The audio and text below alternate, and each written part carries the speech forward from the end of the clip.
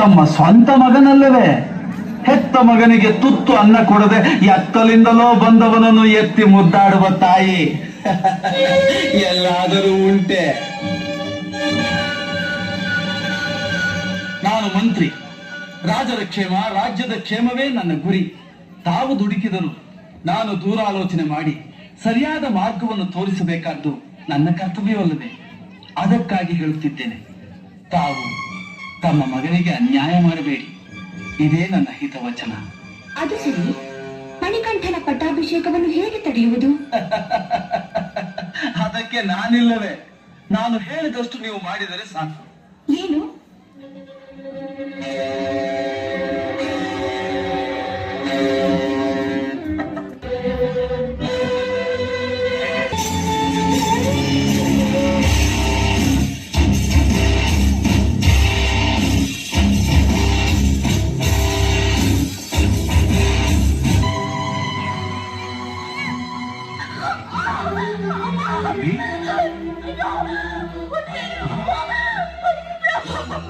ದೇವಿ, ದೇವಿ, ಏನಾಯಿತು? ದೇವಿ, ದೇವಿ, ನಾನಿನ್ನು ಬದುಕುವುದಿಲ್ಲ. ಅಯ್ಯೋ ದೇವರೇ, ಮಣಿಕಂಠನ ಪಟ್ಟಾಭಿಷೇಕವನ್ನು ನೋಡುವ ಭಾಗ್ಯ ನನಗಿಲ್ಲವೇ? ದೇವಿ, ದೇವಿ, ದೇವಿ, ಸಮಾಧಾನ ಮಾಡಬೇಕು. ನಿನ್ನ ಆರೋಗ್ಯ ಸುಧಾರಿಸುವುದು ಮಣಿಕಂಠನಿಗೆ ಪಟ್ಟಾಭಿಷೇಕ ಮಾಡುವುದಿಲ್ಲ. ಸಮಾಧಾನ ಮಾಡಬೇಕು.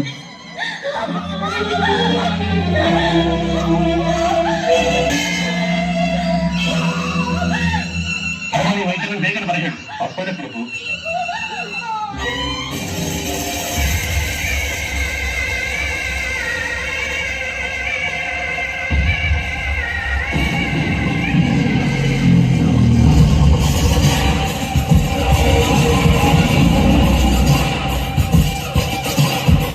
ನೋಡು, ಇದರಲ್ಲಿ 100 ಚಿನ್ನದ ವರಹಗಳಿವೆ.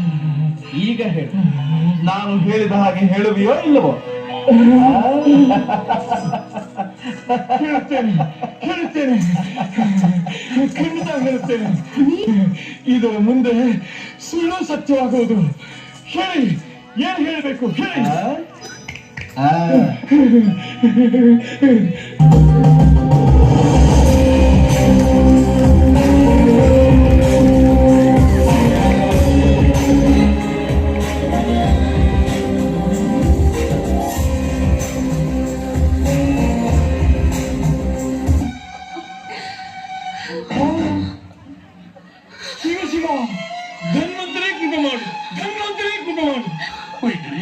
ಇದೇನು ಖಾಯಿಲೆ?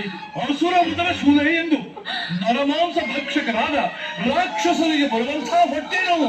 ಇದಕ್ಕೆ ಔಷಧಿ ನನ್ನ ಬಳಿ ಇದೆ. ಹಿಮಾಲಯದಿಂದ ತಂದಿರುವ ಅಶ್ವಿನಿ ಮೂಲಿಕೆ. ಅದನ್ನು ಸೇವಿಸಿದರೆ ಸಾಕು. ಎಂಥ ಉದರ ಶೂಲೆಯಾದರೂ ಸರಿ, ಕ್ಷಣ ಮಾತ್ರದಲ್ಲಿ ಗುಣವಾಗುವುದು. ಅದನ್ನು ಬೇಗ ಕೊಡಬೇಕಿದೆ. ಸಾಧ್ಯವಿಲ್ಲ ಪ್ರಭು. ಏಕೆ?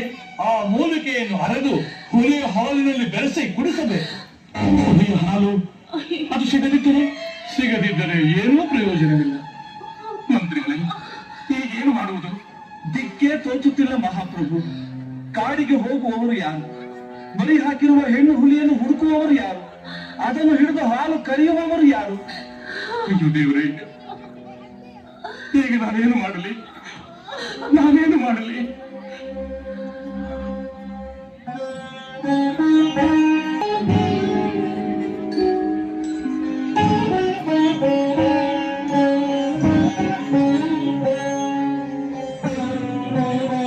ಅಪ್ಪಾಜಿ, ಕಂದ, ಮಣಿಕಂಠ, ದುಃಖಿಸಬೇಡಿ ಅಪ್ಪಾಜಿ. ಹುಲಿಯ ಹಾಲನ್ನು ನಾನು ತರುತ್ತೇನೆ. ಕಂದ, ಸಿಂಹಾಸನದ ಮೇಲೆ ಕೂರಿಸಬೇಕಾದ ನಿನ್ನನ್ನು ಹುಲಿಯ ಬಾಯಿಗೆ ತಳ್ಳಲೆ? ಬೇಡ ಮಗು, ಬೇಡ. ನೀವು ಧೈರ್ಯವಾಗಿರಿ ಅಪ್ಪಾಜಿ, ನನಗೇನೂ ಆಗುವುದಿಲ್ಲ. ಅಯ್ಯೋ, ಈ ವಿಷಮ ಪರೀಕ್ಷೆ ಬೇಡ ಮಣಿಕಂಠ, ಬೇಡ. ನನ್ನ ಶಕ್ತಿಯಲ್ಲಿ ನಿಮಗೆ ನಂಬಿಕೆ ಇಲ್ಲವೇ? ಮಹಾರಾಜ, ನಿನ್ನ ಪೂಜೆಗೆ ಮೆಚ್ಚಿ ದೇವರು ಕರುಣಿಸಿರುವ ದಿವ್ಯ ಫಲವೇ ಇವು. ಈ ಕಂದನನ್ನು ಅರಮನೆಗೆ ತೆಗೆದುಕೊಂಡು ಹೋಗು. ಕತ್ತಲಾಗಿರುವ ನಿನ್ನ ಅರಮನೆಯು ಮನಸ್ಸು ಬೆಳಕಾಗುವ, ನಿನಗೆ ಶುಭವಾಗುವ. ಇವನಿಗೆ 12 ವರ್ಷಗಳಾದ ನಂತರ ಜಗತ್ತಿಗೆ ಇವನ ಮಹಿಮೆ ತಿಳಿಯುವುದು.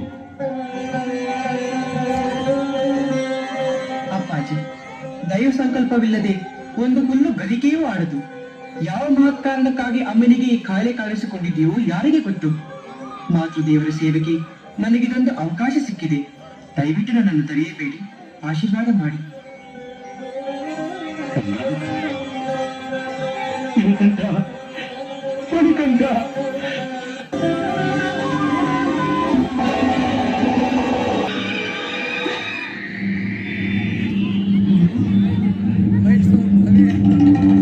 ಯಾರು ನೀನು? ನಾನು ಮಣಿಕಂಠ. ಆ ವಿಷಕಂಠನಿಗೆ ಹೆದರದ ನಾನು ಮಣಿಕಂಠನಿಗೆ ಹೆದರುವೆನೇನು? ನೀನೇನೋ ಬಾಲಕ, ಈ ಮಹಿಷಿಯನ್ನು ಕೆರಳಿಸಬೇಡ, ಹೊರಟು ಹೋಗು. ಷಣ್ಮುಖನು ಬಾಲಕನಾಗಿದ್ದಾಗಲೇ ತಾರಕಾಸುರನನ್ನು ಎದುರಿಸಿದ್ದು, ಸಂಹರಿಸಿದ್ದು. ಅವನ ಹುಟ್ಟಿದ್ದೆ ತಾರಕನಿಗಾಗಿ. ನಾನು ಹುಟ್ಟಿದ್ದೆ ನಿನಗಾಗಿ, ನಿನ್ನ ಸಂಹಾರಕ್ಕಾಗಿ. ಏನೋ ಕುನ್ನಿ, ನೀನು ನನ್ನನ್ನು ಸಂಹರಿಸಿದೀಯಾ? ಇದನ್ನು ನೋಡು.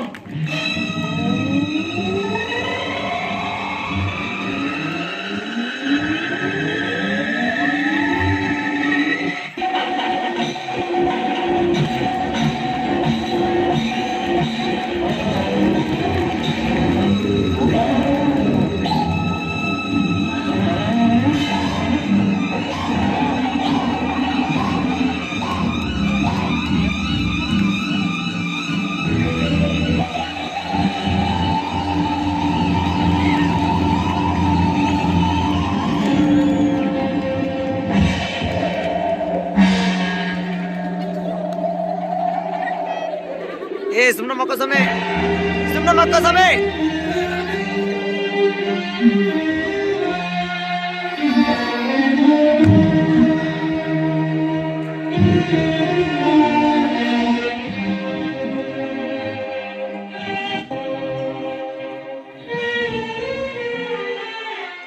ಪರಮಾತ್ಮ, ಕರುಣಾಸಾಗರ, ನಿನ್ನ ಕೃಪೆಯಿಂದ ನನ್ನ ರಾಕ್ಷಸ ಜನ್ಮ ಹೋಯಿತು.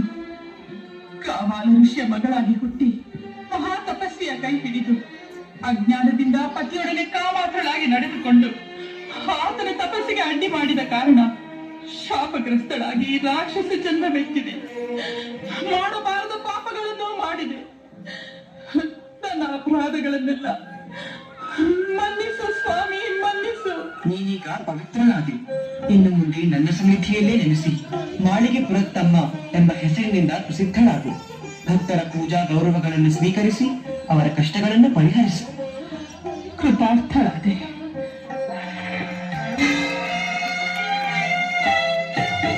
ನಿನ್ನ ಕರುಣೆಯಿಂದ ದೇವತೆಗಳ ಕೆಲಸವಾಯಿತು. ಹುಲಿಯನ್ನು ಹುಡುಕಿಕೊಂಡು ಬಂದ ನಿನ್ನ ಕೆಲಸ ಹಾಗೇ ಉಳಿದಿದೆ. ಈಗ ನಾನೇ ಹೆಣ್ಣು ಹುಲಿಯಾಗಿದ್ದೇನೆ. ಅರಮನೆಗೆ ಕರೆದುಕೊಂಡು ಹೋಗು. ನನಗೂ ನಿನ್ನ ಸೇವಾ ಭಾಗ್ಯ ದೊರೆತಂತಾಗಲಿ.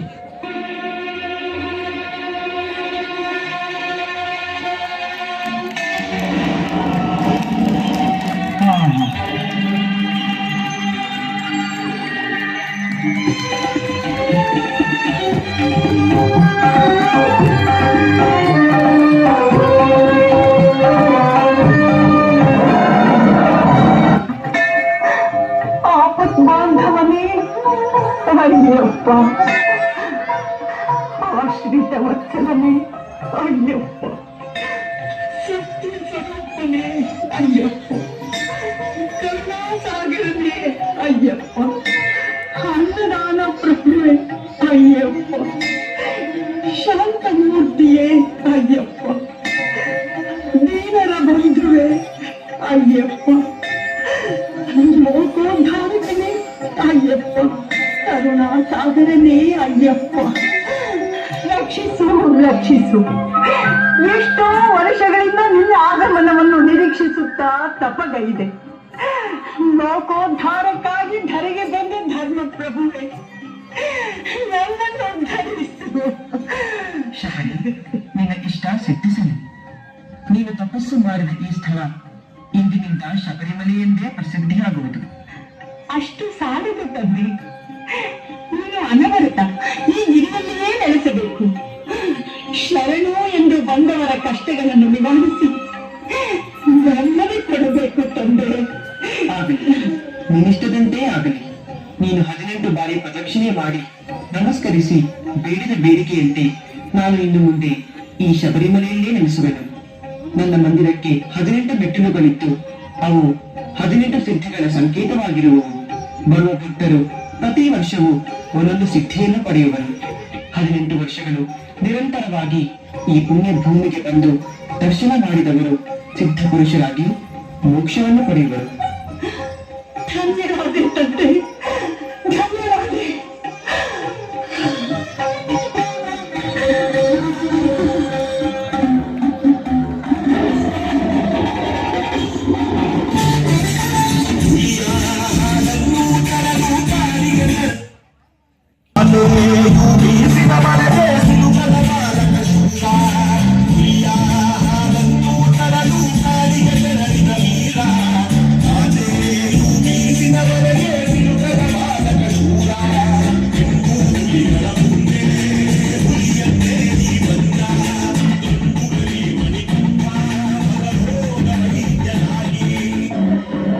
ವೈದ್ಯರೇ, ಹುಳಿಯನ್ನು ಕರೆತಂದಿದ್ದೇನೆ, ಹಾಲನ್ನು ಕರೆದುಕೊಳ್ಳಿ.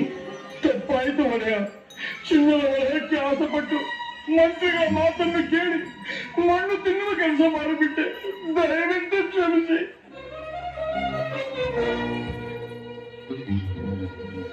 ಮಂತ್ರಿಗಳೇ, ವೈದ್ಯರ ಮಾತು ನಿಜವೇನು? ನಿಜ ನಿಜ ಪ್ರಭು, ನಿಜ. ರಾಜ್ಯದಾಸೆಗೆ ಬಲಿಯಾಗಿ ಮಹಾರಾಣಿಯವರ ಮನಸ್ಸನ್ನು ಕೆಡಿಸಿ ಹುಲಿಯ ಹಾಲಿನ ನೆಪ ಮಾಡಿ ಮಣಿಕಂಠನನ್ನು ಕಾಡಿಗಟ್ಟಿದೆ. ನಾನು ಅಪರಾಧಿ ಪ್ರಭು, ನಾನು ಪಾಪಿ. ಬೇಕಾದ ಶಿಕ್ಷೆ ಕೊಡಿ, ಅನುಭವಿಸಲು ಸಿದ್ಧನಿದ್ದೇನೆ ಪ್ರಭು. ಮಣಿಕಂಠ, ನಾನು ನಿನ್ನ ತಾಯಿಯಲ್ಲ. ಕಂಡವರ ಮಾತು ಕೇಳಿ ನಿನ್ನನ್ನು ವಿಪತ್ತಿಗೆ ತಳ್ಳಿದ ರಾಕ್ಷಸಿ. ನೀನು ಸಾಧಾರಣ ಬಾಲಕನಲ್ಲ, ಧರೆಗಿಳಿದು ಬಂದ ಭಗವಂತ. ನನ್ನನ್ನು ಕ್ಷಮಿಸು, ಕೃಪೆ ಮಾಡು. ಆ ಹುಲಿಯನ್ನು ಕಾಡಿಗೆ ಕಳುಹಿಸಿಬಿಡು.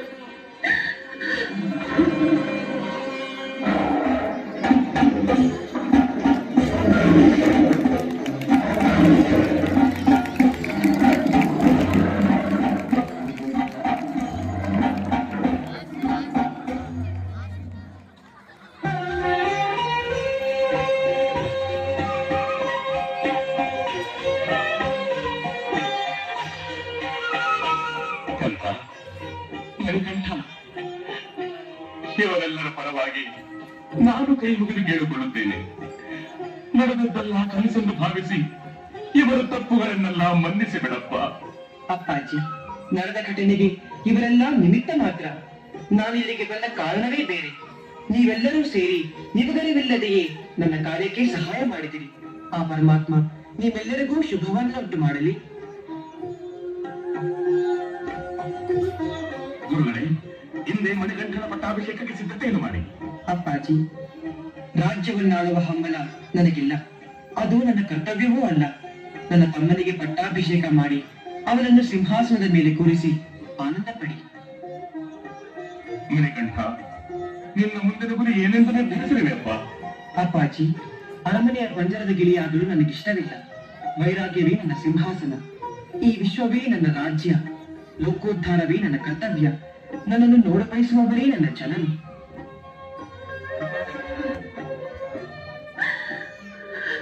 ಅಮ್ಮ, ದುಃಖಿಸಬೇಡ. ಸಂತೋಷದಿಂದ ನನ್ನನ್ನು ಕಳುಹಿಸಿಕೊಡು. ನಿನ್ನ ದರ್ಶನ ಭಾಗ್ಯ ಮತ್ತೆ ನಮಗಿಲ್ಲವೇ ಕಂದ? ಯೋಚಿಸಬೇಡ ತಾಯಿ.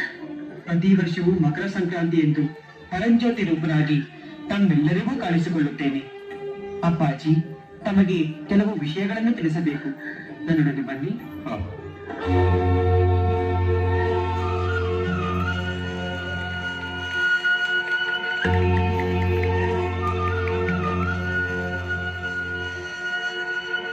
ಅಪ್ಪಾಜಿ, ಈಗ ನಾನು ಬಿಡುವ ಈ ಬಾಣ ಎಲ್ಲಿ ಬೀಳುವುದು? ಆ ಸ್ಥಳದಲ್ಲಿ ನನಗೊಂದು ಮಂದಿರ ಕಟ್ಟಿಸಿ ಅಲ್ಲಿಗೆ ಪರಶುರಾಮನು ಬರುತ್ತಾರೆ. ಅವರಿಂದ ನನ್ನ ಪ್ರತಿಮೆಯನ್ನು ಪ್ರತಿಷ್ಠಾಪನೆ ಮಾಡಿಸಿ ನನ್ನ ಗುಡಿಯ ಮುಂದೆ 18 ಸಿದ್ಧಿಗಳ ಸಂಕೇತವಾದ 18 ಮೆಟ್ಟಿಲುಗಳನ್ನು ಕಟ್ಟಿಸಿ ಪ್ರತಿ ವರ್ಷವೂ ಇರುಮುಡಿಯನ್ನು ಹೊತ್ತು ಬರುವ ಭಕ್ತರು ಅದನ್ನೇರಿ ಸಕಲ ಸಿದ್ಧಿಯನ್ನು ಪಡೆಯುವರು. ಇನ್ನು ಮುಂದೆ ನನ್ನ ದರ್ಶನಕ್ಕೆ ಬರುವ ಭಕ್ತರೆಲ್ಲ ನನ್ನನ್ನು ಅಯ್ಯಪ್ಪನೆಂದೇ ಕರೆಯುವರು. ಮಣಿಕಂಠ, ನಿನಗೆ ಪಟ್ಟಾಭಿಷೇಕ ಮಾಡಿ ಅದನ್ನು ಕಣ್ತುಂಬ ನೋಡಬೇಕೆಂಬ ನನ್ನ ಆಸೆ ಮನದಿಂದೇಕೋ ದೂರವಾಗುತ್ತಿಲ್ಲ ಕಂದ. ನಿಮ್ಮ ಆಸೆ ನೆರವೇರಲು ಒಂದು ಮಾರ್ಗ ಸೂಚಿಸುತ್ತೇನೆ. ಪ್ರತಿ ವರ್ಷವೂ ಮಕರ ಸಂಕ್ರಾಂತಿಯ ದಿನ ನಿಮ್ಮ ನೆಚ್ಚಿನ ಆಭರಣಗಳನ್ನು ನನ್ನ ಪ್ರತಿಮೆಗೆ ಅಲಂಕಾರ ಮಾಡಿ ಅದನ್ನೇ ನನ್ನ ಪಟ್ಟಾಭಿಷೇಕವೆಂದು ತಿಳಿದು ತಾವೆಲ್ಲರೂ ಆನಂದಿಸಿ. ಕೃತಾರ್ಥನಾದೆ ಕೃತಾರ್ಥನಾದೆ.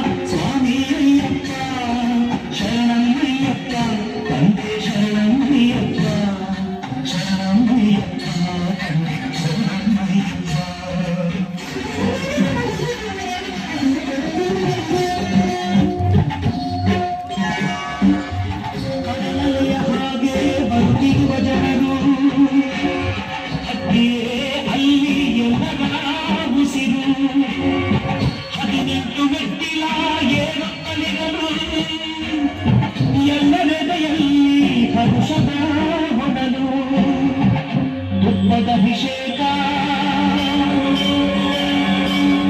ಗಂಧದಭಿಷೇಕ ಧರ್ಮಶಾಸ್ತ್ರನಿಗೆ ಹಲವು ಅಭಿಷೇಕ ಕೋಟಿ ಕಂಗಳಿಗೆ ಅದು ದೇವಲೋಕ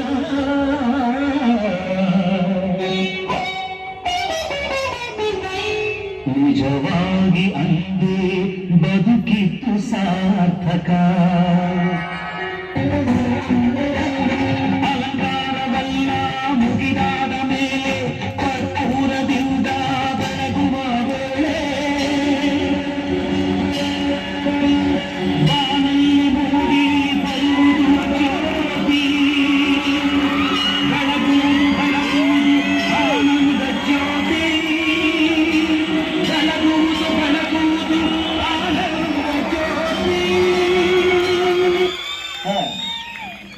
ಪುರುಗಟ್ಟ